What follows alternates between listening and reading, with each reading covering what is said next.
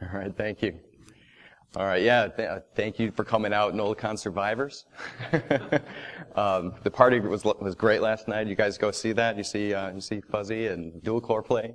I just said that was really fun. I'm really glad to see that. And so I know what it was like last night, and I'm glad to see you all here. I'm also glad to be here and want to go through a series of what I call parlor trick hacks. They're basically a collection of attacks and compromises that I've seen many people do. I have a slide at the end that kind of show you who I took most of these attacks from. But I wanted to put together a narrative, a story of how some very bad decisions and poor configuration options that I see some organizations do, how you can kind of string these things together to basically steal all the things. And so the tactics that I put together here are not terribly sophisticated, but they are effective. They work, and they do actually get you from nothing all the way to domain admin and stealing Active Directory. So what I'm going to go through here doesn't use a lot of the suites and the tools that we use, but the reason that I did that is because I wanted to be able to show ways to do these compromises and be able to describe it to some of the businesses that I talk to. Because if I can show native Windows tools that can lead to some pretty terrible things, that gets their attention and it lets them think maybe there are things we could do better. So that's what this whole series is about.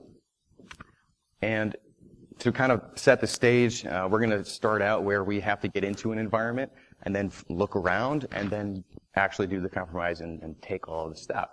And we're going to do this basically with 3 different machines, right? We're going to start out trying to get into a workstation, and we're going to end up compromising that. Then we're going to take that workstation and jump over to a member server and compromise that. And once we get from there, we're going to jump over to the domain controller and then take everything, all right? So you want to see what that looks like? Let's start up me. I'm Shannon Fritz. I'm a solutions architect at a company called Concurrency, and I'm actually really fortunate to work at a company like that because they actually sponsor to have me come out and do these kinds of talks. So I know after talking with a lot of you that a lot of you are on vacation and personal time, and this is actually my job. So I'm really fortunate to work at a company that gives me the opportunities to participate in these kinds of events, where I also work with our customers on making improvements in security. So my background is quite varied. I've worked in a lot of infrastructure and mobility, but today I'm working with customers on making improvements in their security decisions. At the end of the presentation, I'm also going to have my email address with a special subject line that you can get the deck. So if you want to, you don't have to like rush through and take a bunch of notes, but what I'm basically going to be doing is doing the attack, showing you a slide on things you can do to mitigate it, and then going back into the attack thread. So that at the end you can get the deck just by emailing me. So again, to kind of set the stage, what we're going to start out with then is the story of somebody losing their laptop, right? Somebody might have gotten mugged. Maybe they left it on some transit, or maybe they went to a bar, and when they get up to go to the bathroom, they come back and the laptop's gone, right? So the laptop is gone, and what might that mean? If we, think about in many cases, it might just be that someone wants the hardware, right? They're going to take it, format it, use it for their own purposes. But if we wanted to do something more nefarious, what might that look like? So if we jump over here, let's assume this is the laptop. Obviously, if we're doing demos, I want to be able to roll back snapshots and stuff. So if this were David's laptop, some of the things that we could find out right away is that, where this laptop is from, right? We can just pretty easily look over here and see like, oh, this is from this tech-ready organization. And with that information, I can start looking around and figure out who is tech-ready, where are they located. But maybe I'm targeting this organization, and that's exactly why I took this laptop. So I might already know some information like that about them.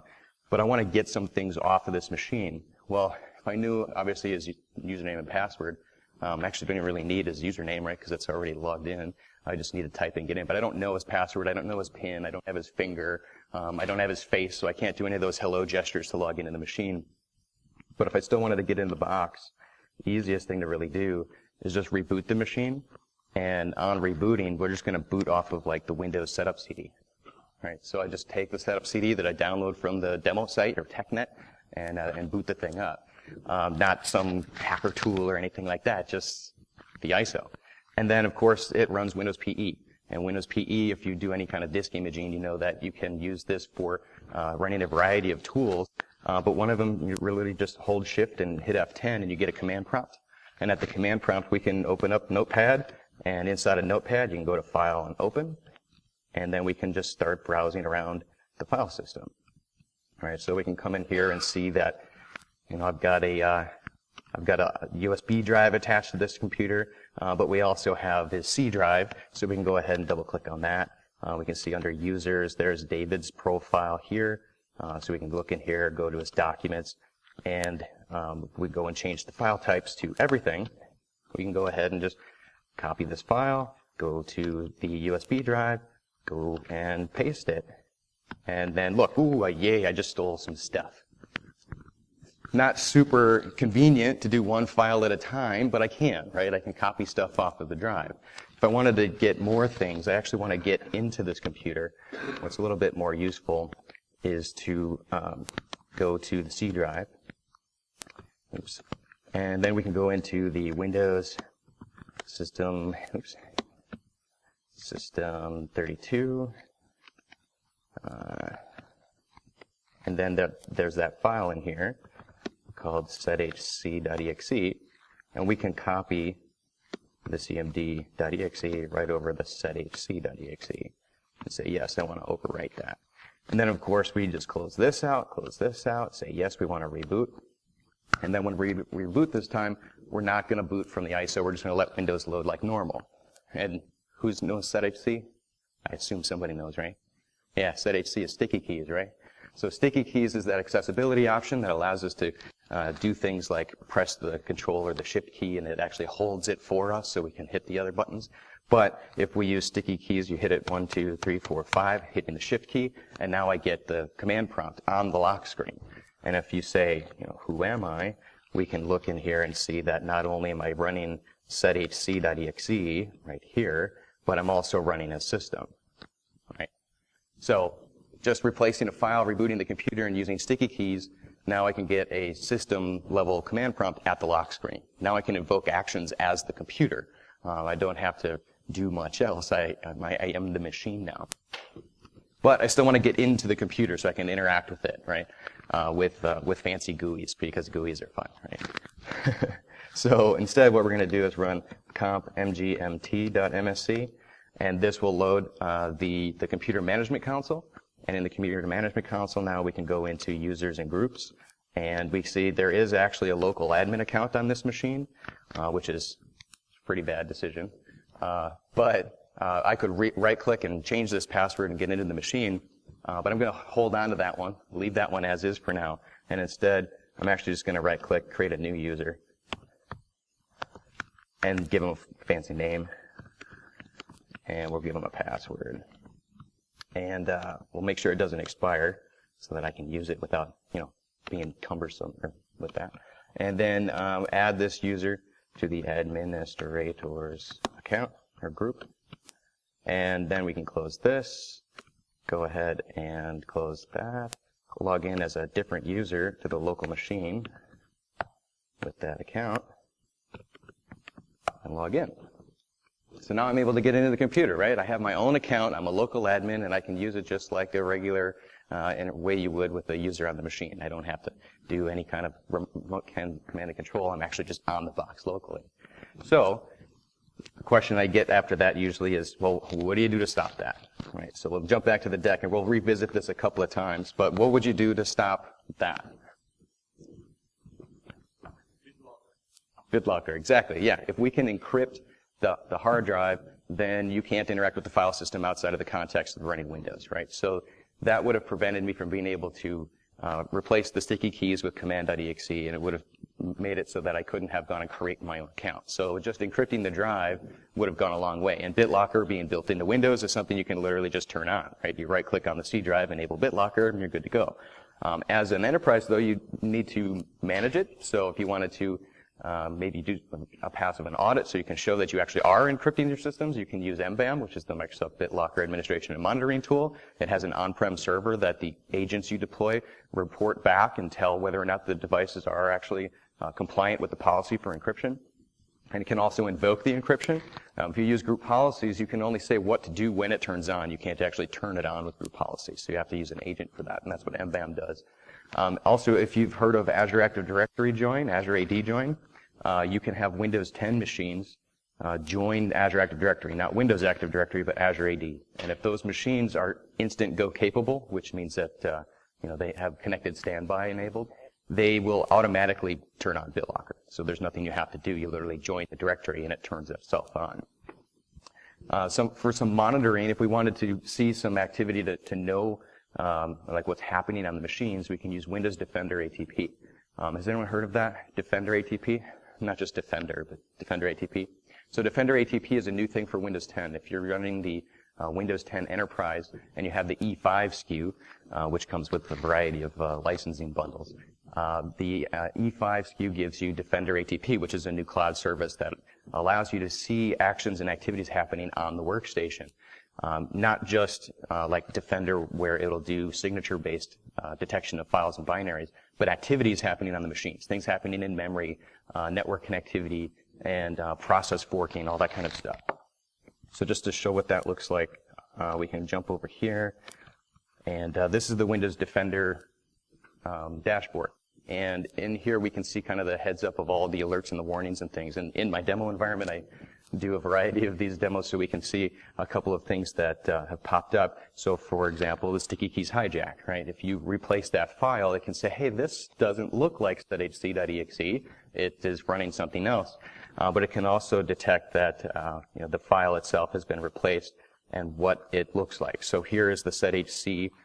We can see that it then ran the MMC and who am I. Right, so those are the things that I did, and it saw that, and it can report on it, give you a warning, and say, sticky keys isn't supposed to be doing that, bro. Like, you need to do something about this. But it can also detect a series of other things. For example, if we jump back here quick, we can also see, it saw a suspiciously named hacking tool, which happens to be Mimikatz.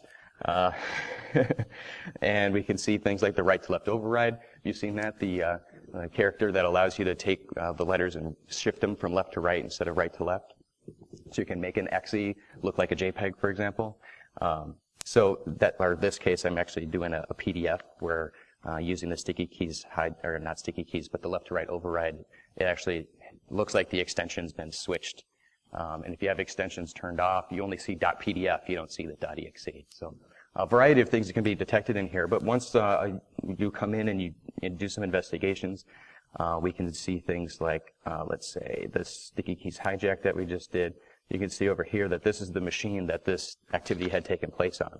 So now I can say, well, who's been logged onto this machine? Who do I need to contact and do some actions with? I say, oh, well, this is David's computer, and the help desk is logged into this machine. And there's also this Hacksaw account that's on the computer, so maybe that's not so good. But if I decide that all of these other alerts that have come up on this machine now mean that I need to do something like take an action on this computer, I can actually click here and do one of two things. One is this investigation package. It'll basically collect some files and log data and tell me some more information that's on the machine so I can investigate what went on with the computer. But I can also isolate the machine, which basically instructs it to shields up the firewall and prevent it from talking to anything except for the Defender ATP service. So that's a pretty handy tool. Now I can shut the machine off the network, contact the user and say, hey, bring in your brick. We need to pave this machine and give you a new setup.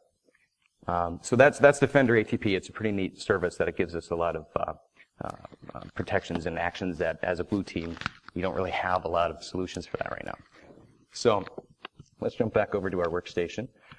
And now that I'm logged into this computer as my Hacksaw account, I want to start taking some stuff.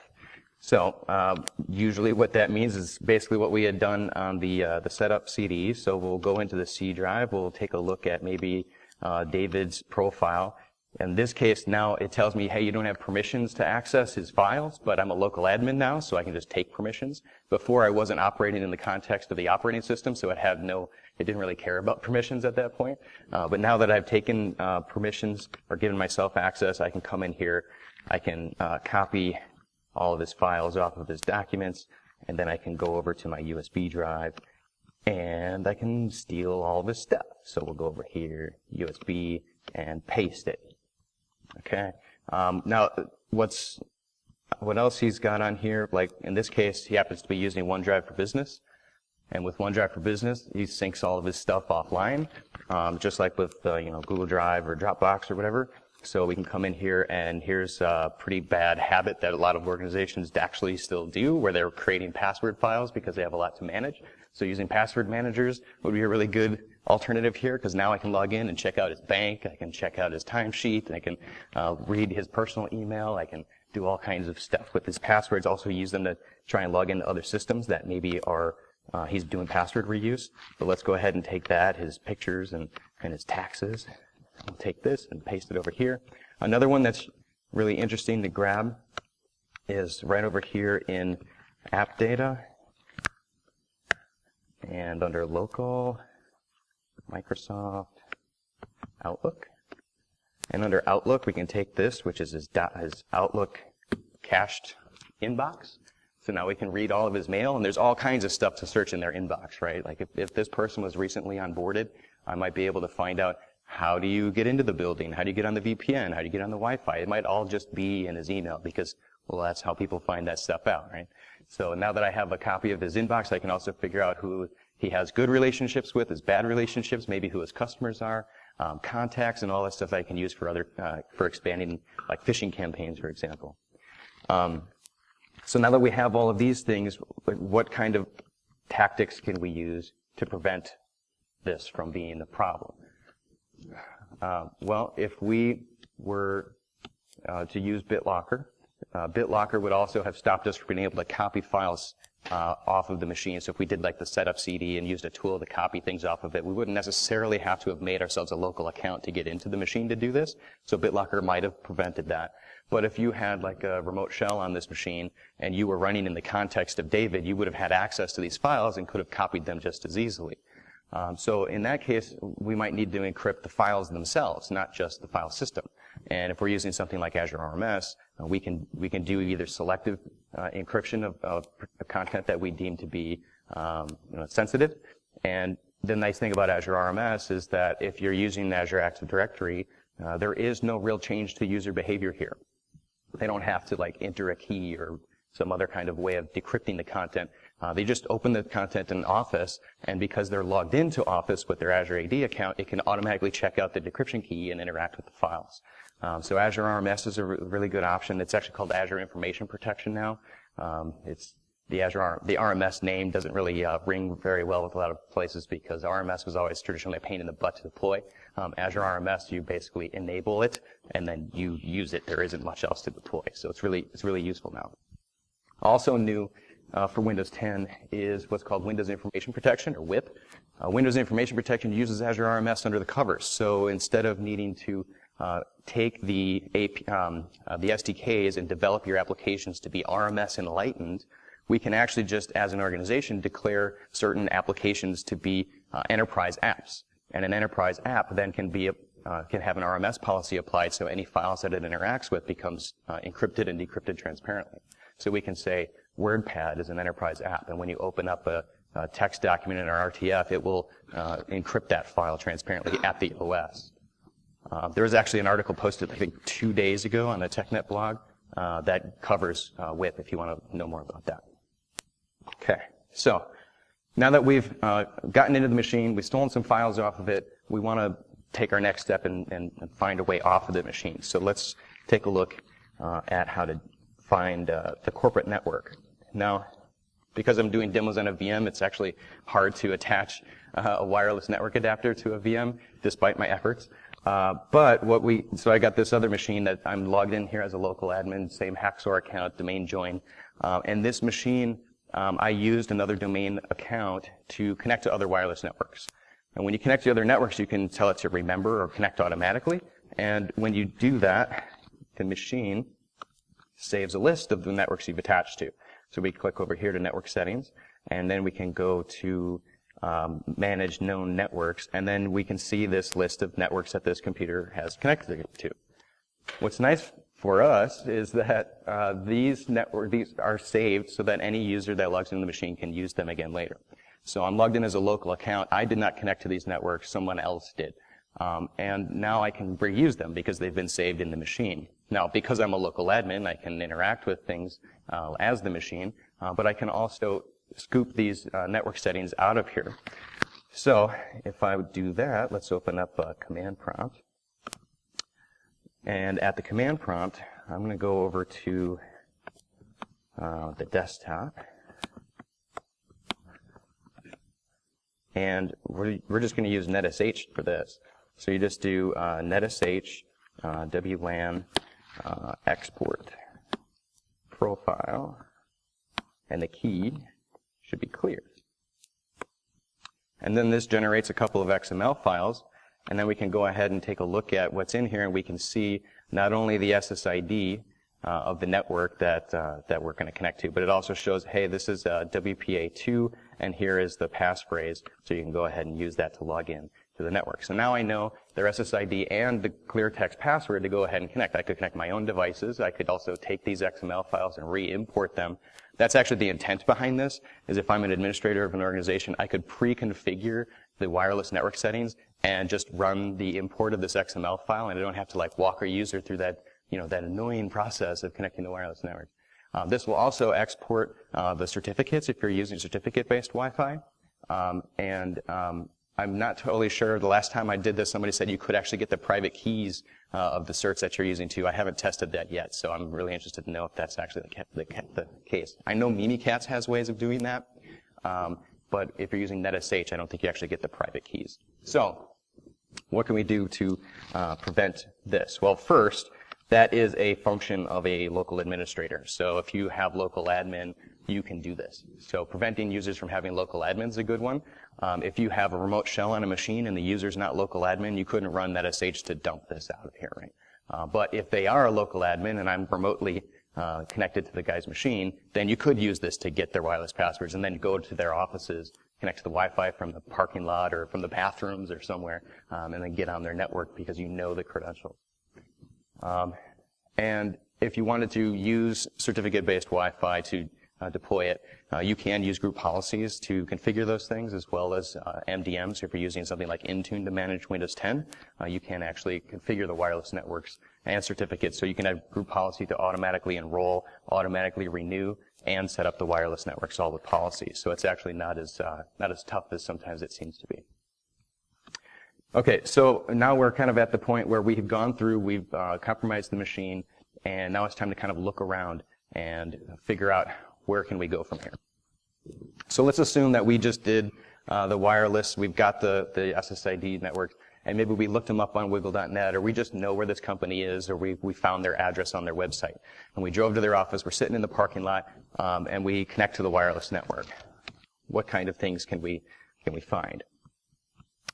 So back here on our workstation, we minimize these things here. One of the tools that I usually use just in troubleshooting, and I used to do a lot of direct access deployments, so a tool that I always used was NLTest. If you've ever used NLTest, it's an Active Directory tool. So we can just open up a command prompt here. Let's see. Click. So we'll open up a command prompt. A little laggy. And at the command prompt, we'll just run NLTest. Let me make this a little bit bigger so you can see it. So we'll go to keep up. And 20 should be good. Okay. So if we do NLTest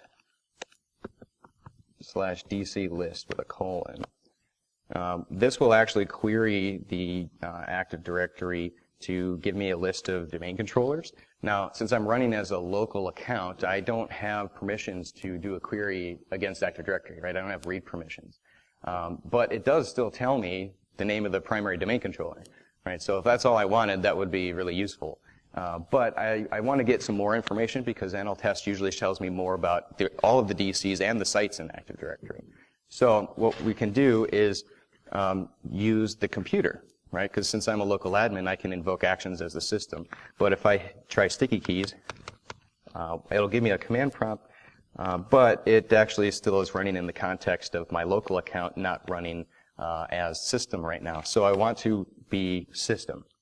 Well, in order to do that, we're going to go use a tool to do some elevation of privileges. And thanks to our friend Mark Rusinovich, he gave us PSExec. So here's PSExec. We'll go ahead and copy this right over here to the C drive. I'm going to make a new folder over here called Tools. And then Tools, we're going to paste that. We'll come back over to my command prompt, go to Tools, and here's my PSExec. So we'll run PSExec. We'll run a system interactive do not wait for cmd.exe. And what this does is, well, first prompts you to accept the EULA, so yes, we'll do that. And then when we run who am I, you can see we're back to running a system, right? So the local admins have the abilities to invoke these actions and become system. Now that I'm in system, I can do my query again. So let's go ahead and do nltest/dclist. And then this time, it gives me the whole list of things in Active Directory. So now I can see where other domain controllers are. I can see names of sites, and it gives me some insight to the topology of the network and relationships between them, right? So just a real quick and dirty way to get a dump of all the DCs. Now, I want to go after the primary domain controller because why not? Let's just go for broke and get the biggest one. And since we already know the name of that, we know DC3 is ultimately going to be our target. Now that we know that, there's some other things that we can ask Active Directory. So let's make this a little bit bigger again. And change here. And also we'll extend that. Cool. So now what I can do is basically just get a list of all of the users in the domain. So there's a net user /domain. And so this will actually just dump all of the Active Directory accounts, and I can take a look at any users in here and start inferring things like naming conventions. I can get an idea of who's in there, maybe figure out through social networking, I can find out, well, maybe whose account is what their actual name is. But I can also see things like the groups that are in there with the same kind of command. So instead of net user, I just do net group domain. So this will dump all of the groups in Active Directory, and then with that I can start looking around and see, well, what kinds of products and services maybe they use, because, naming conventions, we like to name things, the products that we use, so we can see that they use remote desktop services, they have some level of MFA, Intune's in place, Hyper-V, Exchange, and so we can start using that as a way to decide, well, what kinds of products might be out there that we can maybe compromise and get in. We can also be more specific, so we can say net group domain admins in the domain. And this will actually give me the list of all of the domain administrators that are out here. And because I know that these accounts are domain admins, these are probably the ones I'm going to target, right? I want to find out where these accounts are being used and see if I can get the credentials for those accounts. Well, we can also see that with the naming conventions, the A- probably means humans and administrators, and S- probably means service accounts. And what do we know about service accounts and their passwords? They never change, right? Nobody changes passwords for service accounts because it's a hassle. So those are probably going to be our golden tickets. Those are the ones that we really want to get. And if we look at like this, we can see that they have SQL. We have this app service. We also have VMM and some other ones. And if we can find those accounts somewhere, that's going to be the ultimate thing, right? We can get what we want with those accounts. So now what we need to do is find some computers that we can attach to. There are some things we can do like NSLOOKUP to try and do a zone transfer and dump all of the DNS, but that's kind of loud and usually doesn't work because domain controllers as of 2008 and up reject that kind of a query. So instead we can just return to our friend comp management, mgmt.msc. Oops. compmgmt.msc. And again, I'm still running this from the context of the system, so now I can actually do queries against Active Directory with this account. So let's go into groups and pick any group. I usually use domain admins because it's funny. And then if we go and do an advanced search, we can change the object type here to just show me computers. And if we do find now, in this list now we can actually see a dumping out of Active Directory's listing of all of the computers in the domain. So I can start doing the same sort of list and start going through and say, well, where are these machines? Are they online? Is it using a product that I know I can compromise?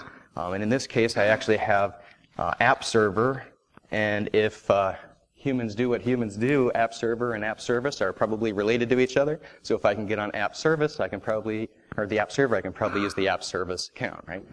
So if we target that machine, we need to figure out how can we get on that box. So in order to administer that machine, if I was an admin in the organization, I would probably use remote desktop. So if I can RDP to the machine with credentials, I can probably find out where the service account is. So kind of connecting the dots a little bit here on some assumptions, but it's not uncommon, right? This is a very common practice, and it's actually pretty likely to work. So what do I know right now? I know where their primary domain controller is. I know a service account. I know a server. I have access to the network. And I also know that they're already in the habit of using a local administrator account on their machines.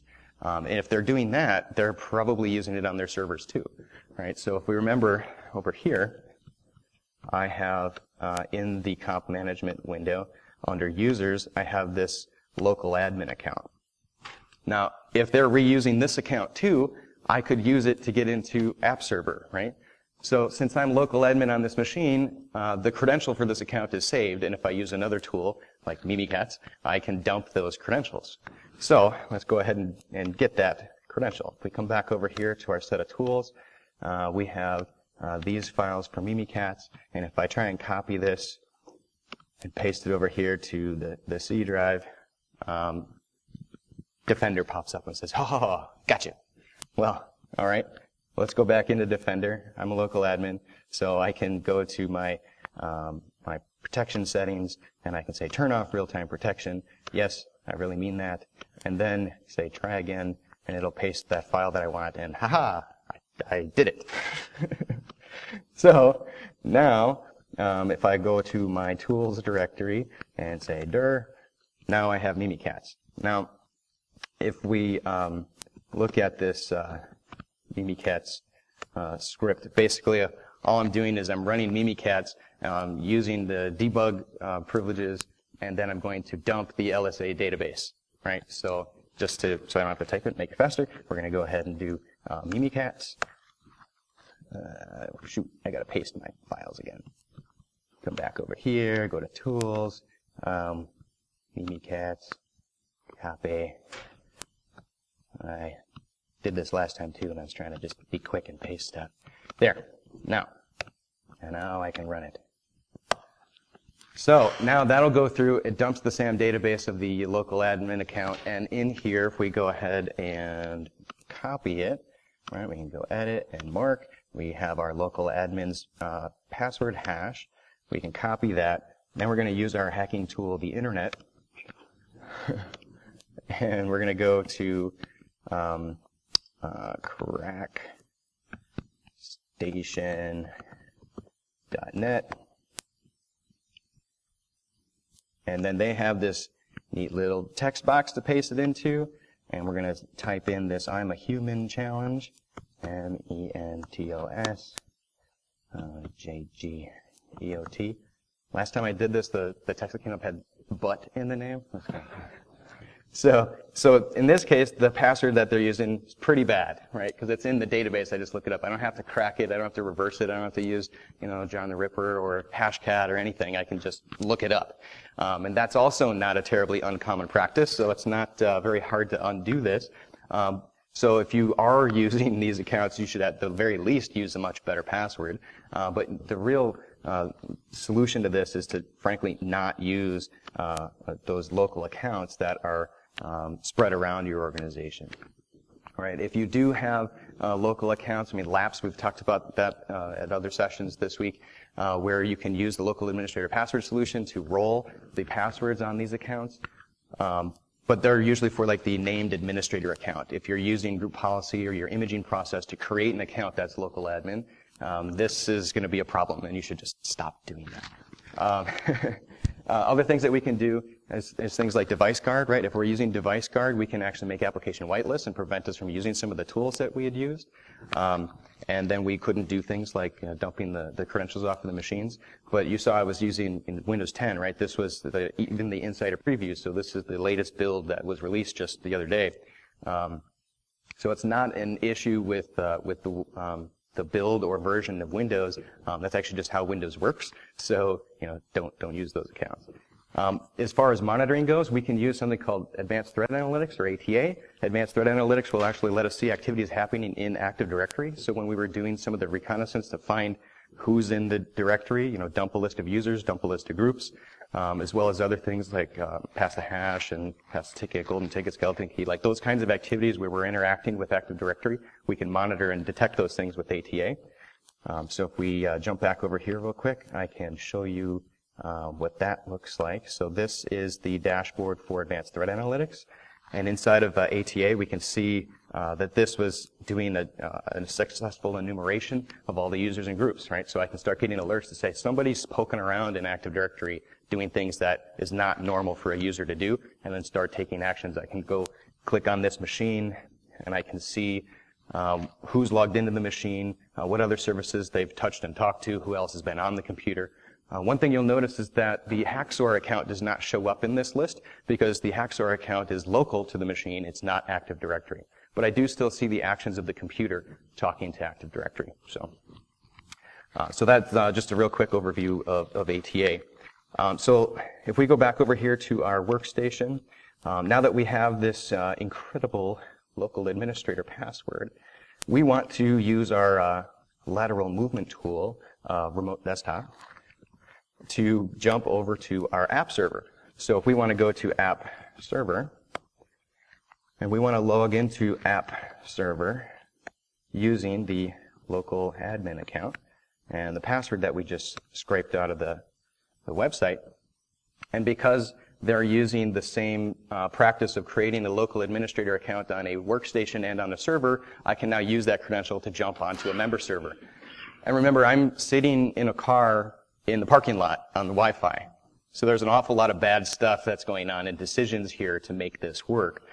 So if we take a look real quick on the, what do we do about this?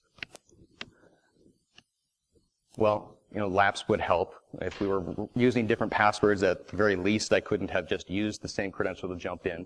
Another one is the firewall. Many organizations still are disabling the Windows firewall because they want to ping a remote desktop to a server.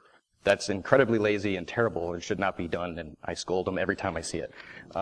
But they do it because they've always done it that way. And if they continue to do it that way, they're going to be hurting. So they need to stop. But one of the things we can do with group policy is we can limit the source IPs, right? So we can use jump boxes just with group policy. If we don't have the ability to physically segment our networks, which honestly is what should be done, you can start at the very least by saying the only way you can RDP is you come from this IP. So that everybody has to go to one box where more monitoring and tools can be put in place for controlling access. And then you can only use that to get to the other machines just by configuring a group policy.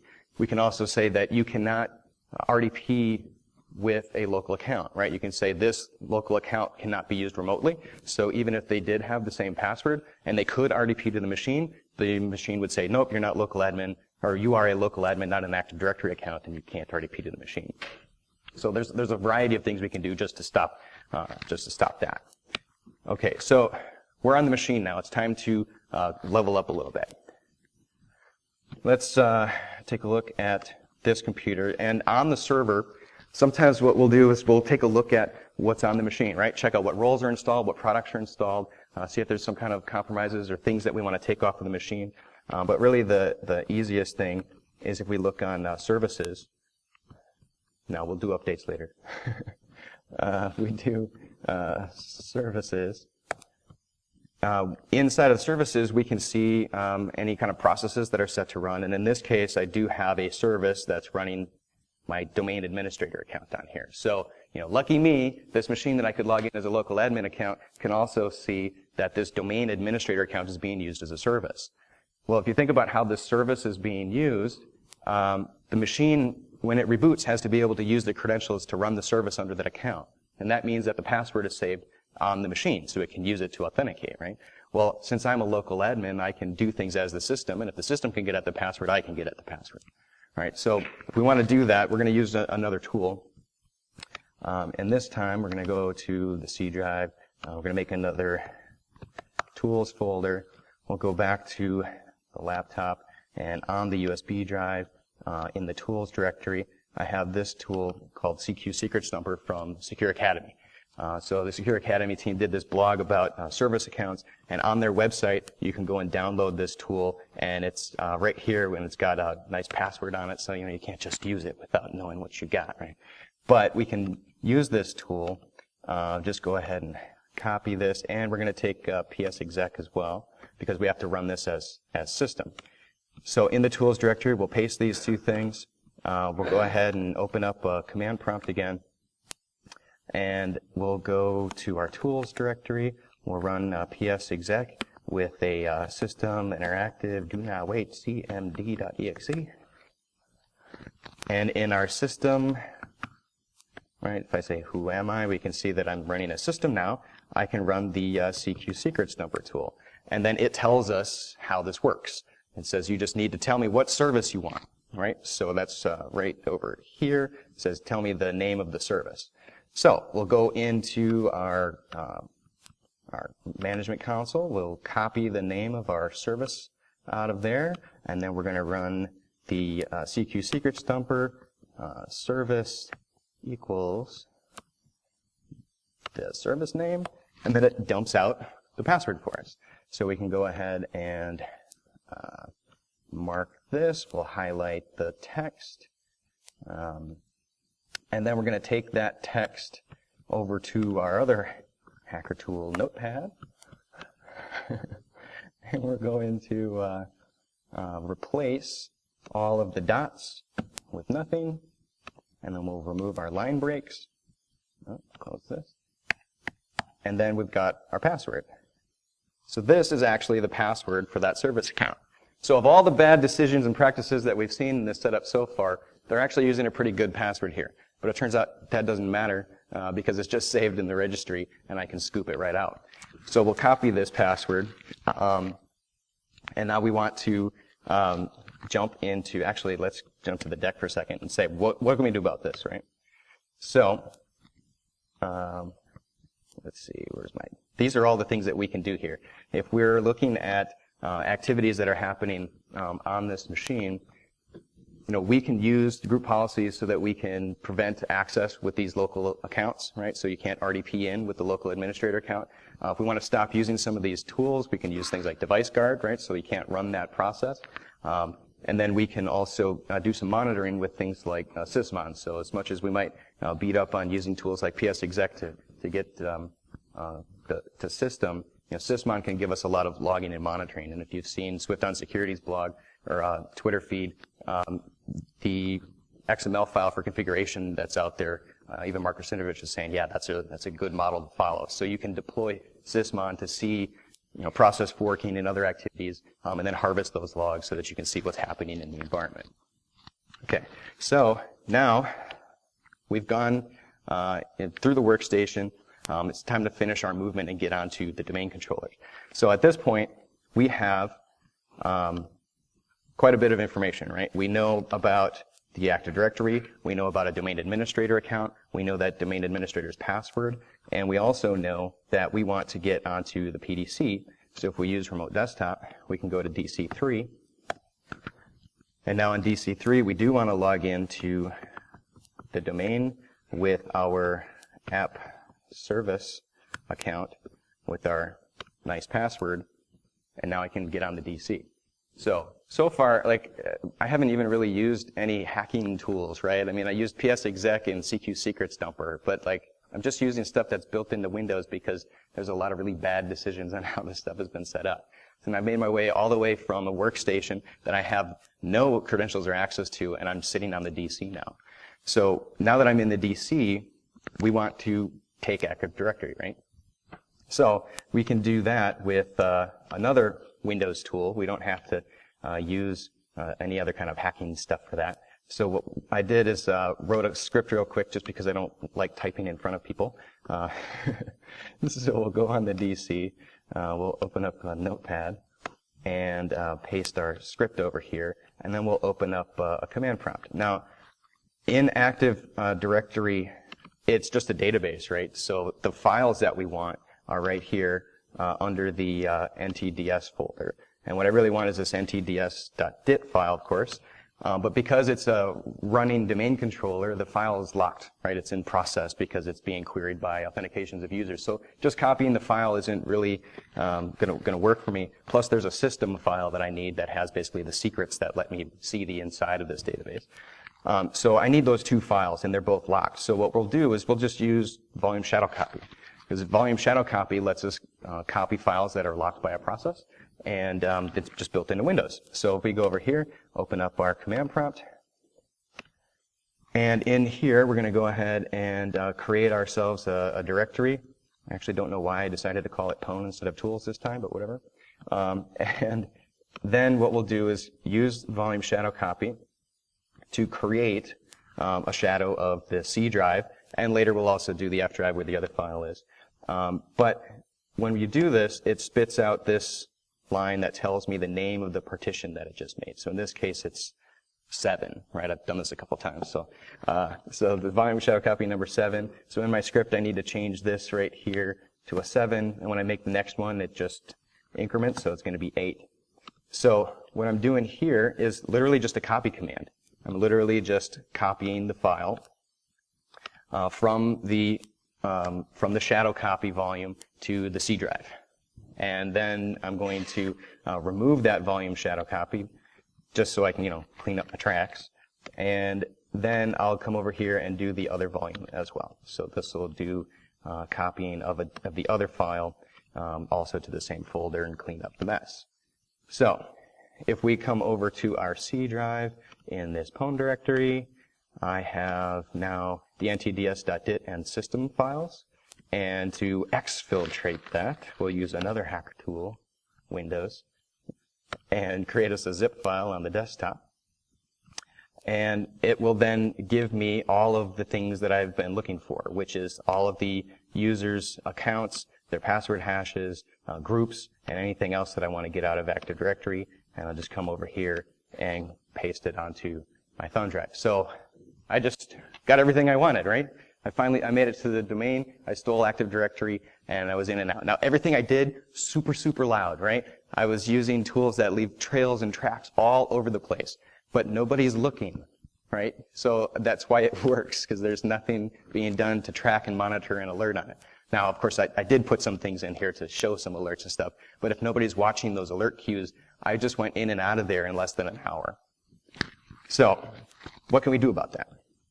Well, for one,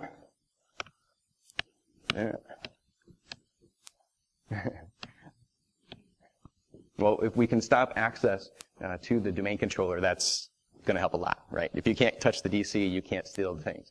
One of the reasons that I showed that notepad trick is if I can get physical access to a DC, you can boot off of another media and literally just copy the 2 files you need because they're not going to be in use, right? So the whole thing could have been done if the machine was a DC instead of a laptop. So like branch offices with a DC under a desk are a terrible idea. But we can also use group policy to do things like prevent access to domain controllers unless you're a domain admin, or prevent the use of a domain admin account on a machine that's not a domain controller. We can also just restrict access to the physical machines.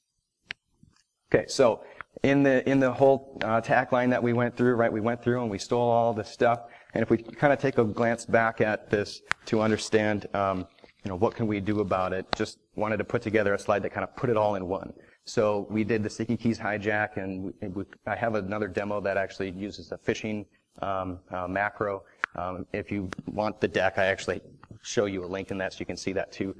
And then the things that we can do to stop it, right? Encryption is a big part of this first step, is protecting the asset from compromise. We can also take the part where we're doing a lot of the recon and lateral movement stuff, where we're actually doing mostly monitoring and protection.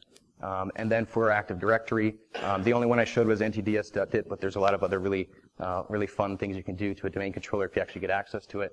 But protecting that comes down to preventing access to it, and group policy isolation and things like device guard to prevent certain tools from running.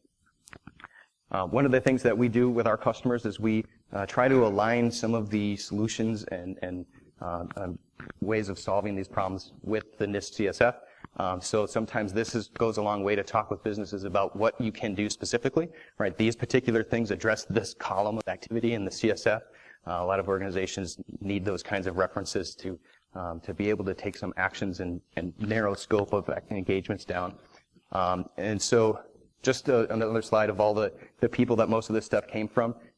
I assume most of you have heard of or seen these people before, but they have so much more out there. A lot of the things that I went through, I learned from these guys. So very, very inspirational. I really appreciate the things that they put out there. And if you want to learn more, check these guys out. And if you want the deck, go ahead and shoot me an email with that subject line. It'll automatically reply. It's not going to like a spam list or something. It's literally just coming to me. And I'll reply with the deck of all the things that you've seen so far. And if you have any questions, I'm happy to answer them now. Yeah. Yes. Mr. Shannon, back to the subject of using service accounts. Service accounts, yeah.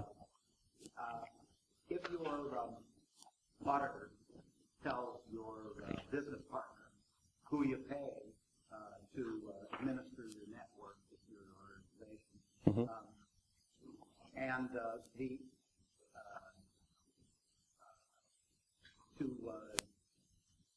just set service account to expire periodically or annually in most cases. Yeah, that comes up on audits and whether or not your service accounts change. That business partner who's actually hands-on in the IT operation, what must they also do to protect service accounts if they don't want to really manage all service accounts? Is there any, I watched a high-profile kind of, we're setting all our service accounts to expire periodically. Yeah. That won't get it. Well, are you asking what you can do about service accounts that change? So there's a variety of things you can do. One of them using group managed service accounts. So if you're using a group managed service account, it manages the servers in the environment, manage the password of service accounts, much like they manage their own passwords. So the more you can use group managed service accounts, the better. I must have glossed over that part. I think I skipped a slide or something. But yeah, a group managed service account is something that's new for Server 2012 and 2012 R2, so that you can use a GMSA instead of what is really just a user account, right? So that's one thing. If you can't use a GMSA, then there are products and tools you can use, like Thycotic has a tool that will roll passwords and service accounts for you. Thycotic, it's like psychotic, but a TH. And there's a couple other products like that too. They will actually programmatically roll and change those passwords for you. Yeah, you bet. So anyway, I hope that you guys liked it, and if you had any questions or if you have other examples, I would love to hear them because I like to tell these kinds of stories. So thank you very much, and I'll see you later.